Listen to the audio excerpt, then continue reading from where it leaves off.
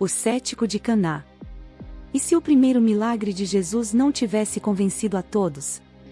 Para alguns, a água transformada em vinho era apenas um truque bem executado, uma ilusão para os desesperados. E se a história que nunca nos contaram fosse a de um homem que viu tudo e mesmo assim, duvidou? A poeira da Galileia tinha um gosto próprio, uma mistura de terra seca, do suor dos homens e do cheiro adocicado e nauseante dos excrementos dos jumentos que teimavam em atravancar as vielas de Caná. Joazar conhecia bem esse gosto. Ele o inalava desde o dia em que teve força para segurar o cinzel do pai, uma herança de calos nas mãos e uma desconfiança crônica no coração. Para ele, o mundo não era feito de promessas sussurradas ao vento ou de profetas de sandálias gastas que surgiam do deserto com olhos febris. O mundo era pedra, granito, calcário, basalto. Coisas que se podiam tocar, medir, quebrar. Coisas que resistiam ao tempo, às mentiras e principalmente, à esperança, essa praga que florescia com mais teimosia que os cardos nas colinas.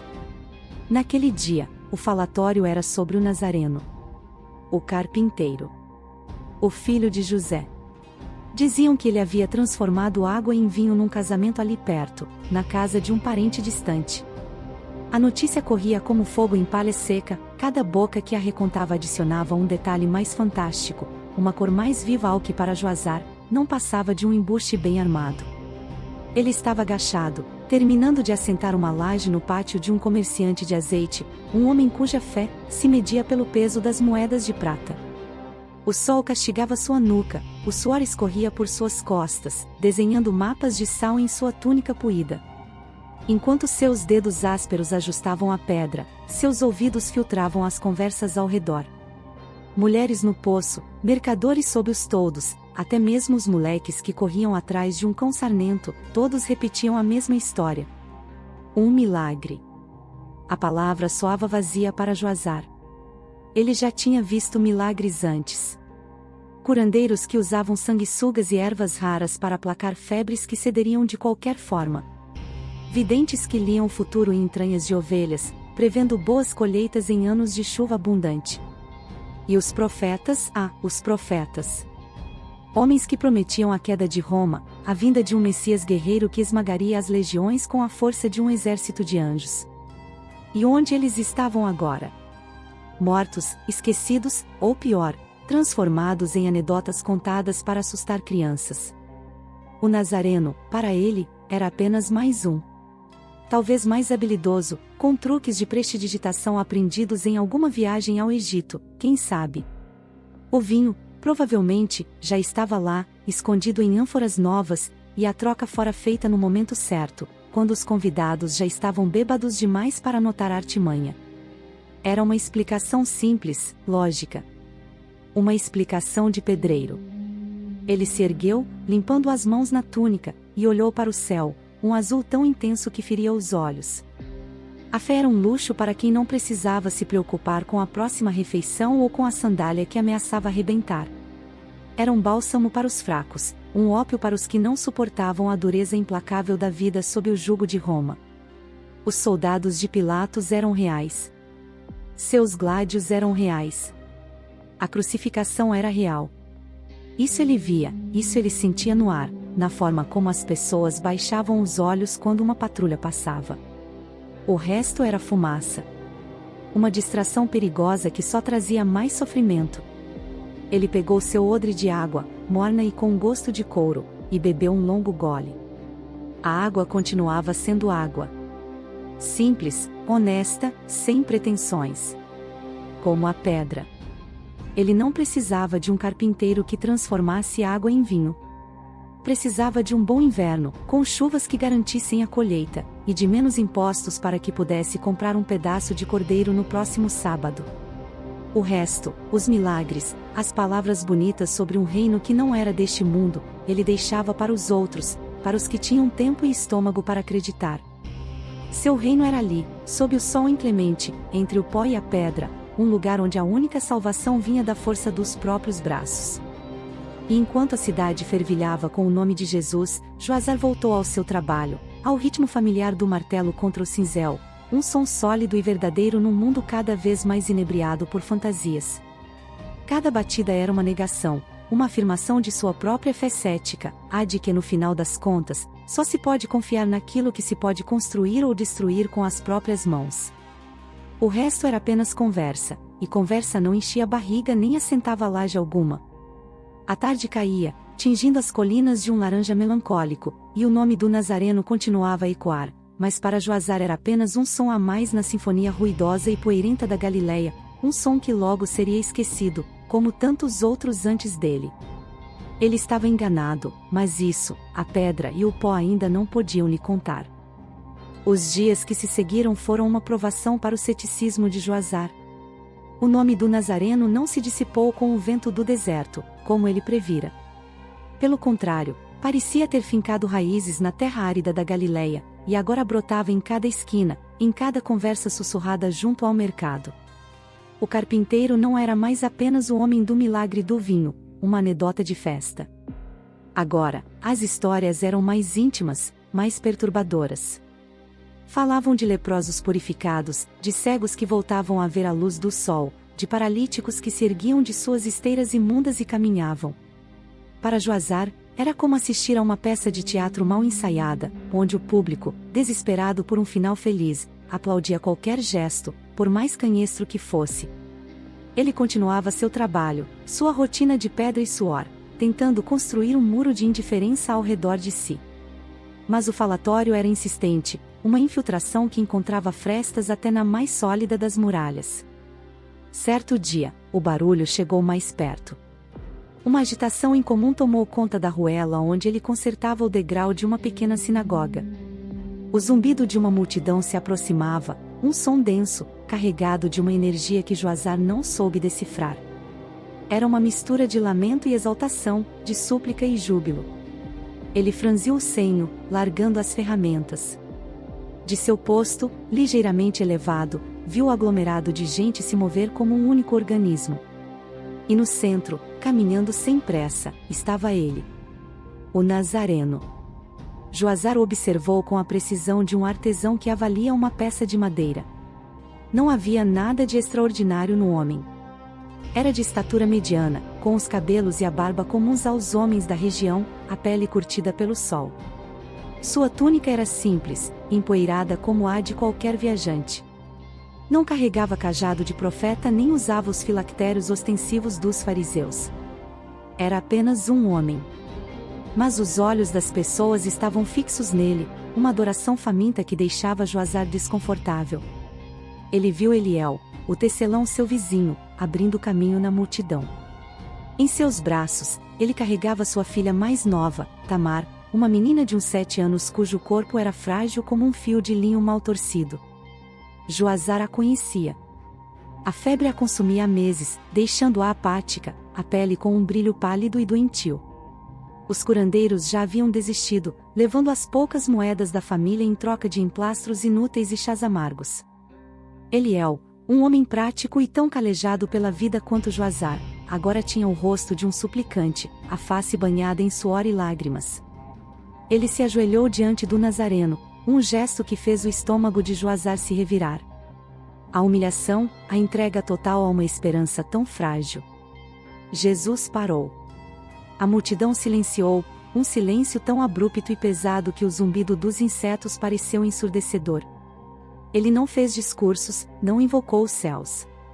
Apenas se agachou, ficando na altura da criança. Seus olhos, que Joazar conseguiu ver por um instante, não tinham o fogo fanático dos pregadores, mas uma calma desconcertante, uma profundidade que parecia absorver toda a luz e todo o desespero ao redor. Ele disse algo, palavras que o vento levou antes que chegassem aos ouvidos de Joazar. Então, estendeu a mão e tocou a testa da menina. Não houve trovões, nem luzes celestiais. Apenas um toque. Um gesto simples. Joazar prendeu a respiração, esperando o truque, a charlatanice. Mas o que aconteceu foi sutil, quase imperceptível. Uma cor pareceu voltar ao rosto de Tamar. Um rubor suave, como o primeiro sinal do amanhecer. A menina piscou, os olhos antes turvos agora focados, curiosos. Ela se mexeu nos braços do pai e com uma voz ainda fraca, mas clara, pediu água.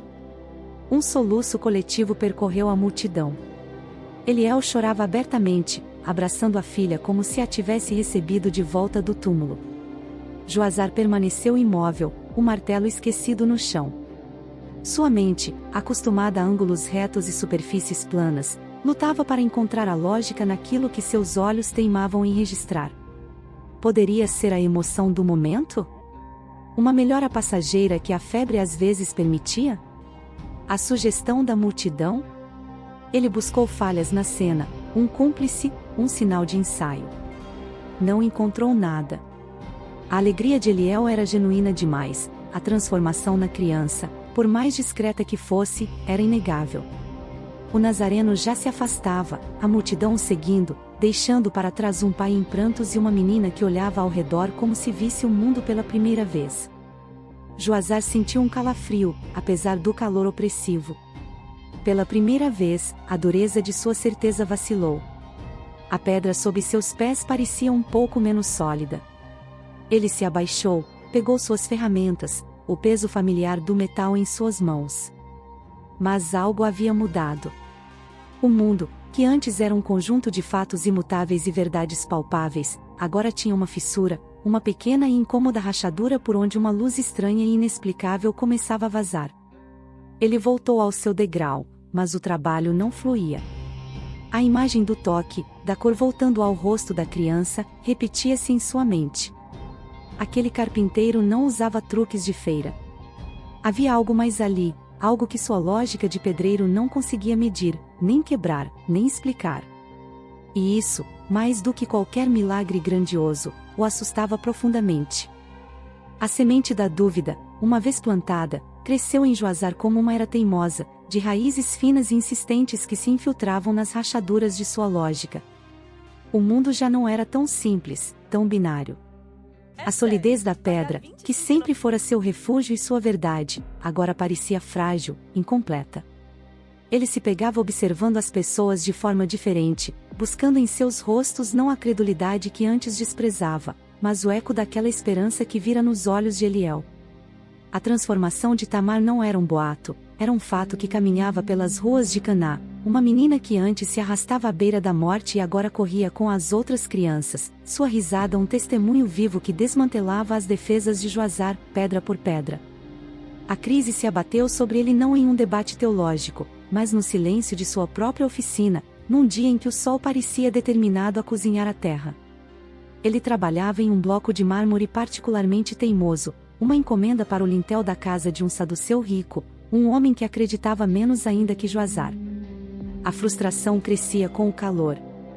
O cinzel escapou de sua mão suada por uma fração de segundo, o suficiente para que o pesado martelo de ferro, em seu arco descendente, errasse o alvo e encontrasse sua outra mão, a que apoiava a ferramenta. O som não foi alto, foi um baque surdo, oco, seguido por uma dor lancinante e branca que subiu por seu braço e explodiu em sua mente, apagando tudo. Quando a consciência retornou, em ondas de náusea, ele viu. Sua mão esquerda, a mão que guiava, que sentia a textura da pedra, que dava a precisão final, estava esmagada. Os dedos em ângulos antinaturais, o sangue pulsando de uma ferida feia que revelava o branco do osso.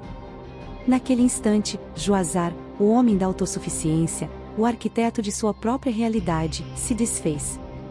Seu mundo, construído sobre a força de seus braços e a habilidade de suas mãos, ruiu. Os dias seguintes foram um inferno de impotência. A dor física era uma companheira constante, mas a dor da alma era infinitamente pior. Ele se sentava à porta de sua oficina, a mão envolta em panos sujos, e observava o mundo seguir sem ele. Via outros pedreiros assumindo seus trabalhos, ouvia o som familiar de martelos que não eram os seus. Ele era agora um inútil, um fardo. Tornara-se um daqueles homens que ele costumava observar com uma mistura de pena e desprezo, os quebrados, os que dependiam da misericórdia alheia. A ironia era tão amarga que lhe queimava a garganta. Foi numa dessas tardes de desespero silencioso que o nazareno voltou a passar por sua rua. Desta vez, a multidão era menor, mais calma. Jesus caminhava conversando com alguns de seus seguidores, sua presença emanando a mesma paz perturbadora que Joazar sentira antes. O pedreiro encolheu-se em sua própria sombra, o rosto virado, a vergonha o consumindo. Ele, que zombara da fé dos outros, agora se via desejando, com cada fibra de seu ser, possuir um grão daquela esperança. Ele não ousou chamar, não ousou pedir. Que direito tinha ele? Mas o Nazareno parou. Seus olhos encontraram os de Joazar por sobre os ombros de seus discípulos. E novamente, aquela calma. Aquele olhar que não julgava, apenas via. Jesus se afastou de seu grupo e caminhou lentamente até a oficina. Ele não disse nada sobre milagres, sobre fé ou sobre o reino de Deus. Apenas olhou para a mão enfaixada de Joazar e perguntou, com uma voz que era ao mesmo tempo comum e extraordinária, se doía muito. Joazar, o cético, o homem das respostas prontas e da lógica afiada, apenas conseguiu assentir, um nó na garganta sufocando qualquer palavra. Jesus se agachou, como fizera com a menina Tamar. Ele estendeu a mão, não para a ferida, mas para o ombro de Joazar, um toque firme e reconfortante. E então, com a outra mão, ele gentilmente começou a desenfaixar os panos. Joazar estremeceu, esperando a dor excruciante, mas o que sentiu foi um calor. Um calor suave que se espalhou de seu ombro para o braço, descendo até a ponta dos dedos esmagados. Era como se o próprio sol da Galileia, de repente, tivesse se tornado um bálsamo curativo. Quando o último pano caiu, Joazar olhou para sua mão. E não conseguiu respirar.